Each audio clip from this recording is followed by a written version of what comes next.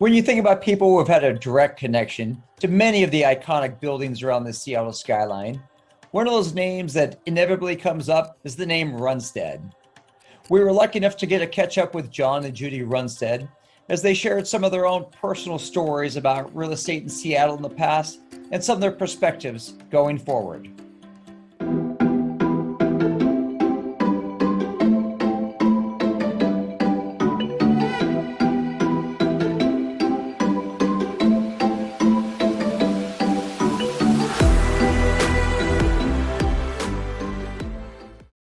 Hello, Jon. Hello, Judy. Thanks for coming on with us today. Hey, Jeff. Good to see you. Mira? Hi, Jon. Hi, Judy. Thank you for your time today. Hi, Amira. Yeah, so the name Runstad and real estate, they kind of are synonymous in Seattle for real estate. Can you share with us a little bit about each of your backgrounds? I have had an interest in real estate, really specifically in real estate, starting at Harvard Business School, but even going back before that, I often refer to my first project, which was building a treehouse out of driftwood, and I've just always had an interest in building. In fact, when I went to the University of Washington, I thought I would major in architecture, and then I kind of concluded maybe I could be okay, but not great. And I wanted to be very good at whatever I did. And so then I switched to building construction. And actually, I got 2 degrees. I got building construction and economics, both as undergraduate degrees. It took a 5th year to get the 2nd degree. And then that was at the University of Washington. I went to Harvard Business School after that. And there I had a class which I would call a really, give me a good word, Judy. Pivotal. Yeah. I took a class called Urban Land Development, and it was actually a doctoral class. And it was there that I realized that, I was really more interested in, or I'd say it differently, I was interested in not just construction, but also in finance and the marketing, in all aspects of development. And so I took a job my first job was with Cabot and Forbes in Boston, which turned out to be one of those very pivotal jobs where I got a lot of experience in a very short period of time.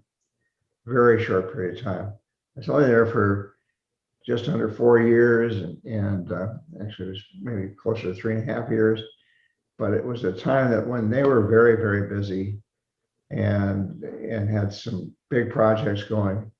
The first project I worked on was the Boston Company building at the head of State Street. And that was 41 stories and 887,000 square feet. Good place to start. It was actually just coming out of the ground. I was an assistant project manager. I didn't know, much about what I was doing, kind of struggling my way through it. But the guy that I was working for, a fellow by the name of Ed Lindy, who was just extraordinary.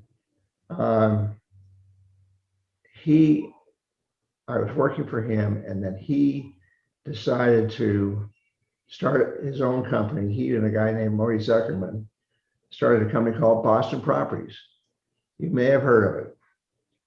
If you haven't heard of it, you should hear of it, because they are, in my mind, the very best office building developer in the country. Very, very high quality projects. And so the point is that I had a first job with a learning experience that was just beyond anything I could have hoped for. And then, because I got to the University of Washington, I was from Seattle, and my roots in Seattle, my mother's side, go back to the 1800s. My father is Norwegian, and my mother and father were married after they met at the bookstore. Again, getting off the subject here, but deep roots on my mother's side, Norwegian roots on my father's side, and just a very long-term commitment to Seattle and a love of the city, just a true love of the city. So I was very pleased to have had some conversation when I was an undergraduate with some of the contractors in town, just because I wanted to get around and meet people. And one of the people I had met was Howard Wright. And Howard and I had breakfast in Boston, and that led to a conversation whereby we started talking about my coming back to Seattle and going to work for Howard Wright Construction Company to start a real estate business, a real estate development business. And that's kind of where Runstad started. Originally we were called Howard Wright Development Company, and then we merged, or didn't merge, we became Wright Runstad and Company, and have basically it's taken off from there. We've done a lot of projects in Seattle. I'm not sure the count because it's kind of hard. We did 26 buildings for Microsoft. How do you count that? Some of our projects, like the Spring District today, have lots of different buildings. So I don't try to keep track of things by number of buildings, but just by the size and scale of what we do. Most of our projects have been large scale. Witness where we are today with the Rainier Square project, which is it has been perhaps one of the most difficult. Judy keeps reminding me how difficult it has been. I can think of lots of projects along the way that, for one reason or another, have been maybe not as difficult, but Rainier Square has been a very challenging project. And at the same time, we've been doing the Spring District, which is actually a much larger project, order of magnitude around $2 billion. And there, it's 36 acres. It's a project that has a lot of different buildings, nearly 1,000 units, call it 900 units of residential. The resi we sold off to residential developers, but at this point we've developed, I think, do you recall what the number is, Judy? I think around 900, yeah, close to 900 of the resi, and then of the office, we're up through, well, basically in that case, we got very lucky in getting Facebook, and they have taken buildings, Block 16. Well, both are phenomenal. We got to actually tour the Rainier project as a MSRA group a year ago before everything shut down, and it was just a phenomenal project. Judy, can you share some of your own unique background in real estate? Well, mine was really a matter of timing. I came to Seattle, had finished my graduate program and taught school, which is what women did in the late 60s. That was about the only career opportunity that was open to us. So I was teaching school, and then the Boeing bust came along and all the school levies failed. And I ended up going to law school, which I had always wanted to do.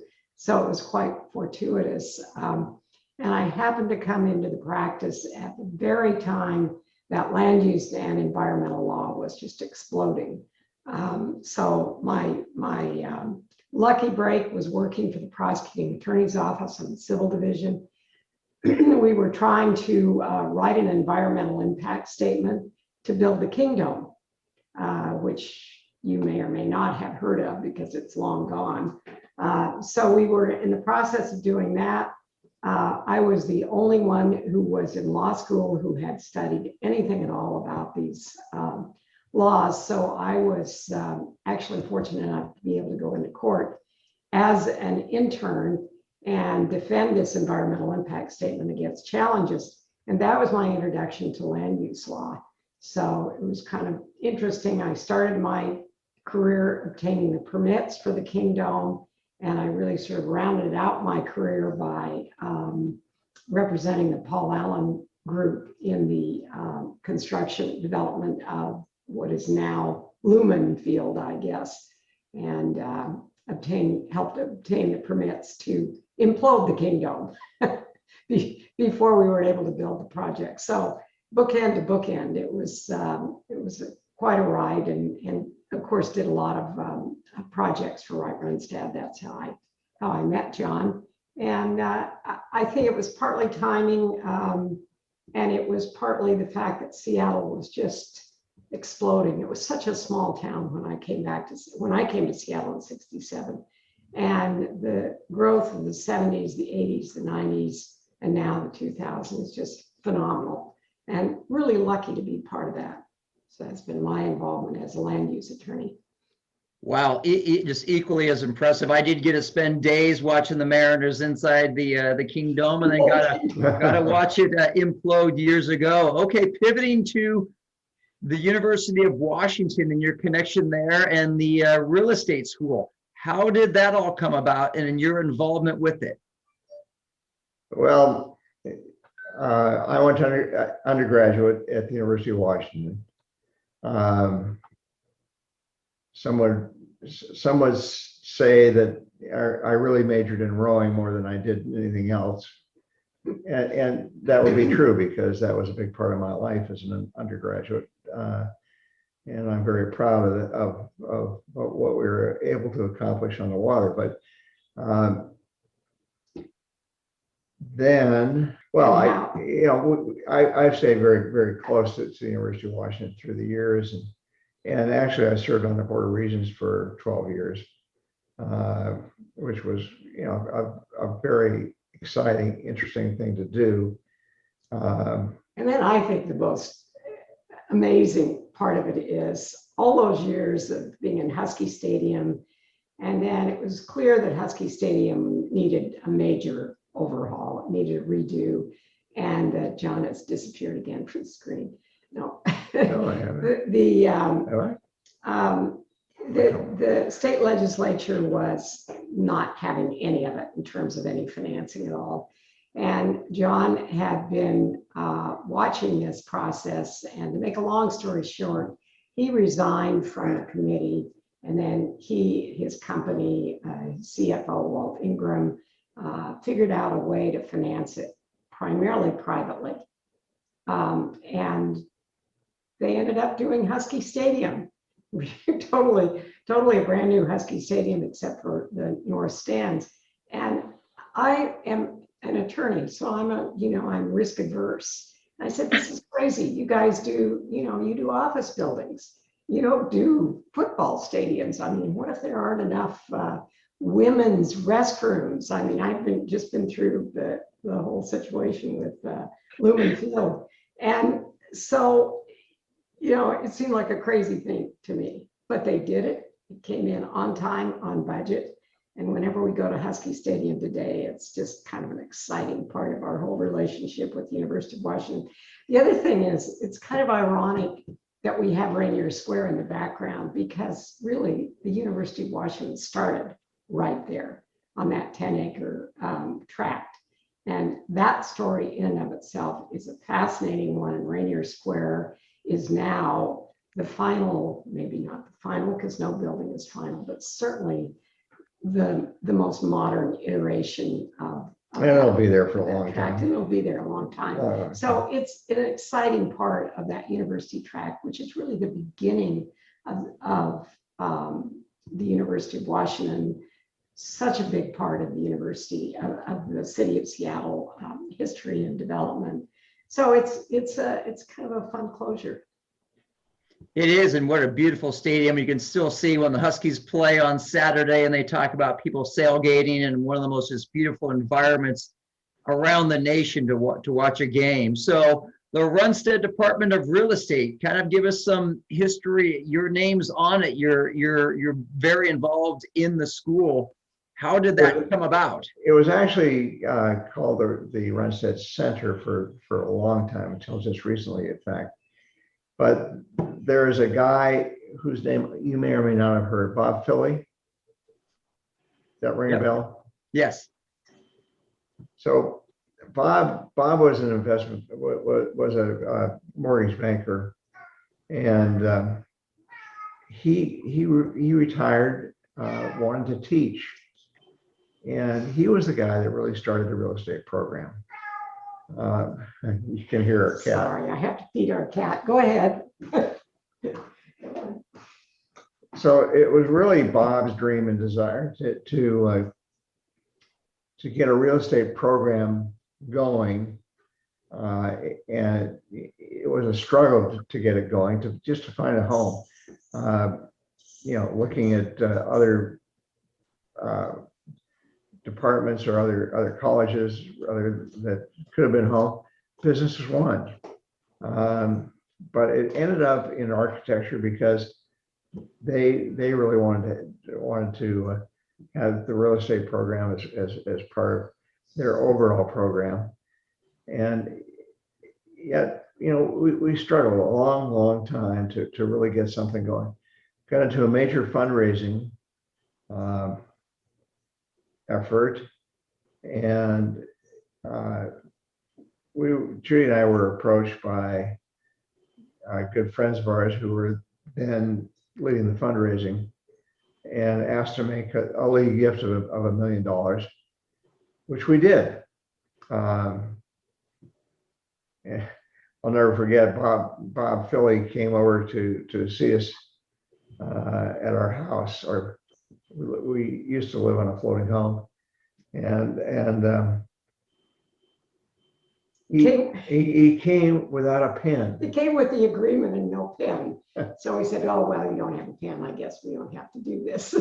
So we did finally scratch up a pen and sign the deal, and it's been, but what an enormous effort by, not only the faculty and the staff, and George Rolfe, of course, was a key effort, but Peter Orster came in as chair for quite a while, and did a lot of work during the interim, and that we had an incredible advisory board. It's just, they really are the who's who of real estate, and it's very gratifying to us. The most gratifying part is the students. I mean, to go to the alumni events, which I think they invite the students, don't they? I don't know whether you've been, but the last one we had in person was, of course, quite some time ago. But just the energy in the room, the career paths that people have taken, it's pretty remarkable, given the fact that we're still a startup. Well, it's been appreciated so much by Amira, myself. So many of the students went through. I believe I'm in the 11th graduating class, and That sounds about right. That be sounds the about right. 12th. So, Yeah. no, what a benefit and a gift that you've given to with your experience and your dollars to put it together. Now, I know Amira has some change in the questions, and I'll hand it off to Amira. Yeah, before I go to the question, I just want kind of to reinforce what Jeff is saying, that the program is very strong, and thank you for your support. We can see that there's a lot of work being done in the background.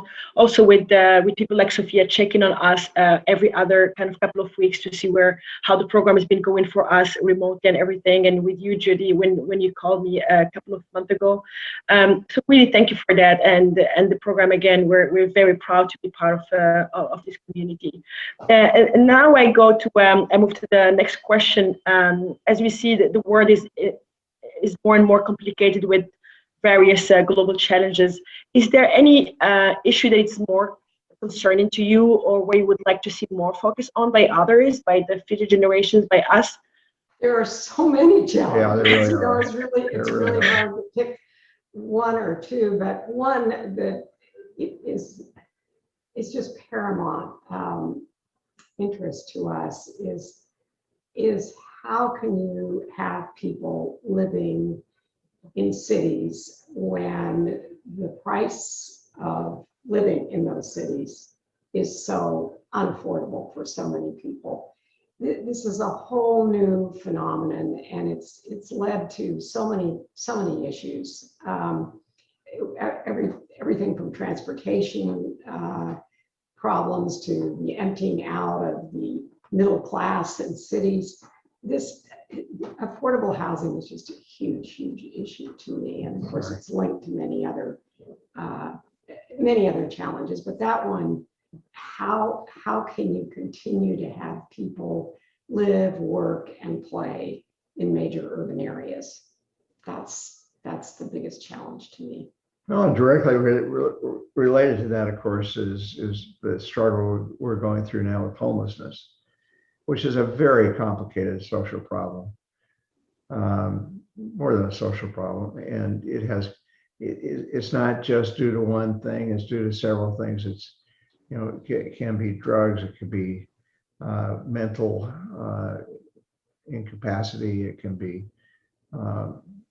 just bad luck, just all of a sudden being out of a home.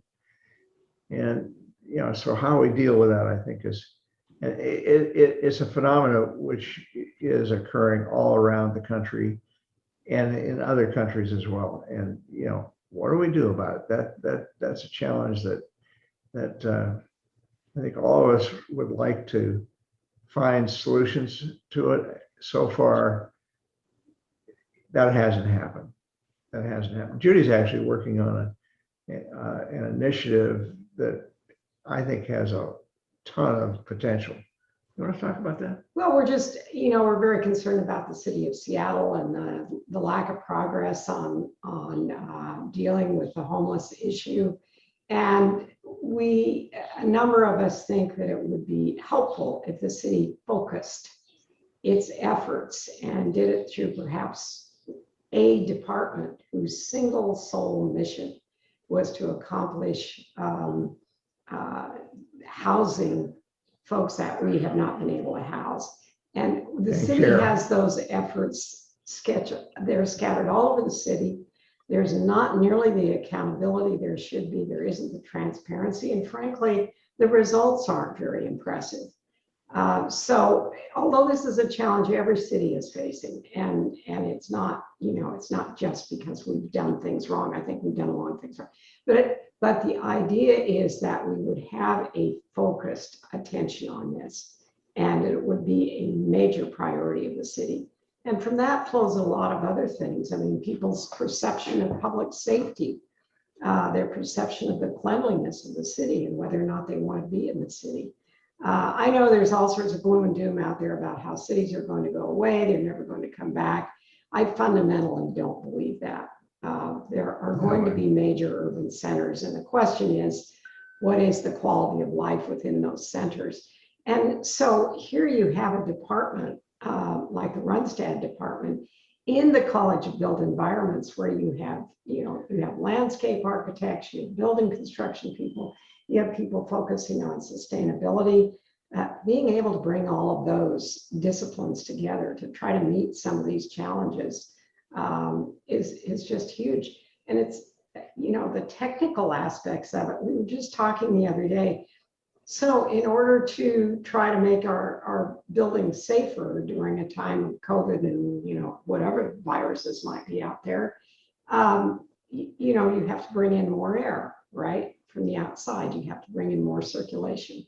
Well, in doing that, that means in the wintertime, you're heating more air. In the summertime, you're cooling more air, right? So all of a sudden, you're using more energy at a time when we're trying to use less energy to be sustainable. So these are, complex problems, and it takes people with expertise in all of those different areas to try to address them.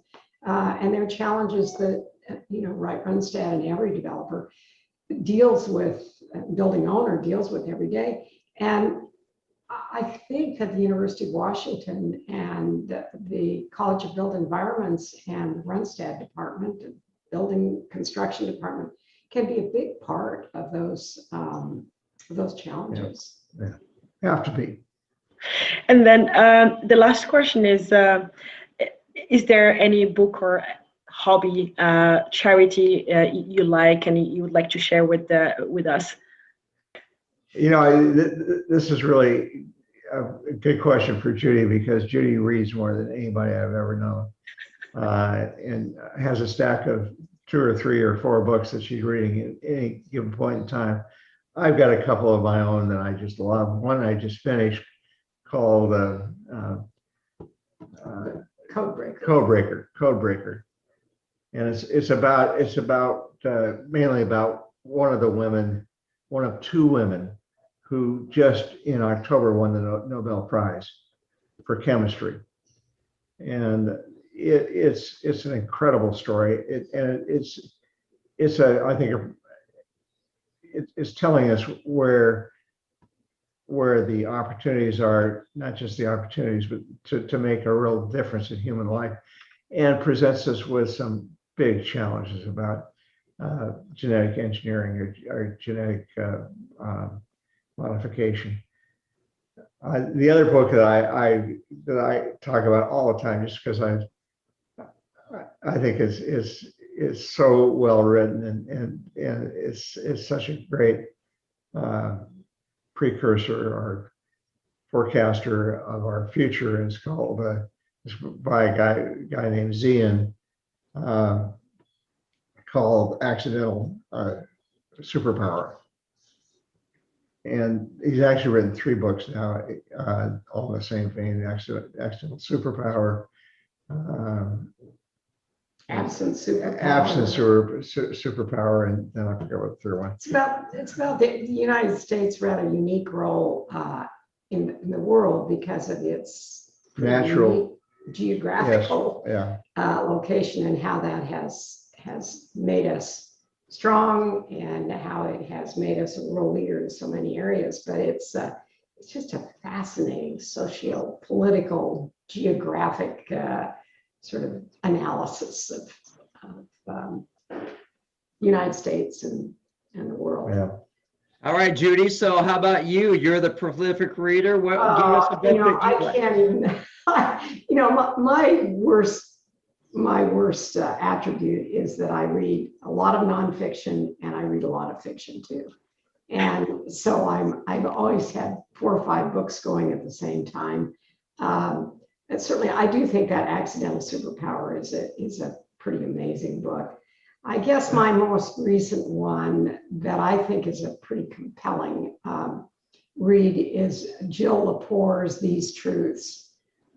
She wrote it about 3 years ago, and I sort of avoided it because I thought it was going to be a polemic about how our history is sort of built on false assertions and false assumptions about how special we are. And to a certain degree it is, but she has a way of pointing out our flaws, our faults, but also our strengths in meeting those challenges. She has just written, just 2 days ago in New Yorker, a brand new article about constitutions. Where did constitutions come from? Why do countries have constitutions? I taught US history for 4 years. I majored in political science.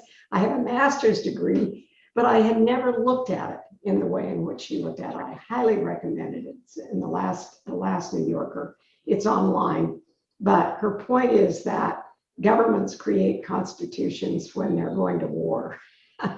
Because they're going to cost their citizens a lot of money, and they're going to take a lot of lives and ask a lot of sacrifices. And therefore, they create this kind of mythical bedrock of constitutionality. It's just she just has a different way of looking at things. It's pretty interesting.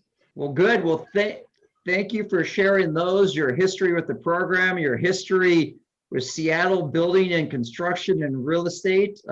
Any last things you'd like to share with us before we part? Well, a couple things that I think I'd like to have out there. We could talk about a couple of our charitable activities, one of which Judy and I have really enjoyed and been active in, not so much now, but in the past, called Year Up, which is, Judy can explain that to me. The other thing that I thought I'd mention, not just mention, I mean, Wright Runstad and Company, we've been in business nearly 50 years. I think we've had some good successes along the way. And the underlying bedrock of those successes would be our values. And our values are real simple: integrity, quality, and service. And if we let those values drive us, then our chances of being successful are much improved. I mean, as I said, it's bedrock stuff. But, I guess the final note I would leave you with, it was one of the reasons Jon and I got so excited about the program when it was first brought up with us, was we had spent so many years, and I in particular, working in the land use world, in the wars between public policy makers, neighborhood groups, developers, finance people, contractors, architects. And there's just constant tension. And this was an opportunity to have students come through a program where they would learn to speak one another's language. And that to us is the most gratifying thing, to watch planners, architects, people who will be in public policy, would-be developers, everybody understanding at least where the other one is coming from, maybe disagreeing. But when you look at the challenges we have in our urban areas today, it is going to take that kind of communication, those kinds of skills to understand and work with the values of the other players. It's going to take that to help solve some of these problems. And that's the most gratifying thing. And we see you students, we meet you students, and we know that you have those tools and you are going to help solve some of the problems that our generation certainly has not. So that's the most exciting part of it. People think real estate and they think, oh, it's just one thing, and it's not. It's just the fundamental bedrock. Simon Winchester has just written a new book called Land. And really land and now the built environment are just so fundamental to everything we do. And so real estate is not just one thing, it's so many different things. And you now all are going to have the tools to try to work with some of those different aspects of it. So congratulations on what you're doing. Congratulations to the department and the college, and it's pretty exciting stuff. It is exciting stuff. And it's a good time to be going into the business. Challenges have changed through the years, and maybe things are more challenging today than they have ever been, but that's a good thing. Well, we have people like yourself to thank, and as you've mentioned, many other names that have gone in the program before: George Rolt, Peter Orser, just all those names of people that helped put this together so Amira and I can be one of the beneficiaries of it. So we want to say thank you for coming on today, and thank you for all your contributions. Thank you. Thank you, Jeff. Thank you for your support. Thank you very much. Thank you, Amira.